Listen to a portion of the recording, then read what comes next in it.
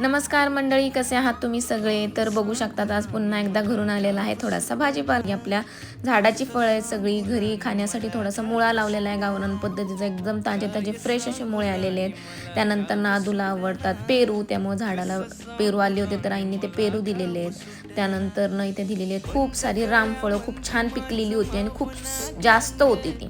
त्यानंतर ना घरी आपल्या ज्या भुईमुगाच्या शेंगा आपण केल्या होत्या त्याची ही शेंगदाणे बघा किती मस्त आहे. दुकानातले आणलेले शेंगदाणे तर ह्याच्या पुढे एकदमच फिक्के आहे. आता काय ना, आलेल्या गोष्टी थोड्याशा होत्या, पण त्या पाहून मला माझ्या आईची आणि श्यामच्या आईची खूप जास्त आठवण आली. कारण देतो तो देव आणि राखतो तो राक्षस, असे श्यामच्या आईचे बोल माझ्या लगेच लक्षात आले. आणि माझी आई म्हणते थोडंफार जे असेल ते मिळून मिसळून वाटून खावं. तर मैत्रिणींची आठवण झाली. मस्तपैकी मैत्रिणींना 2-2 गावरान आणि त्यानंतर रामफळं वगैरे खाण्यासाठी दिली.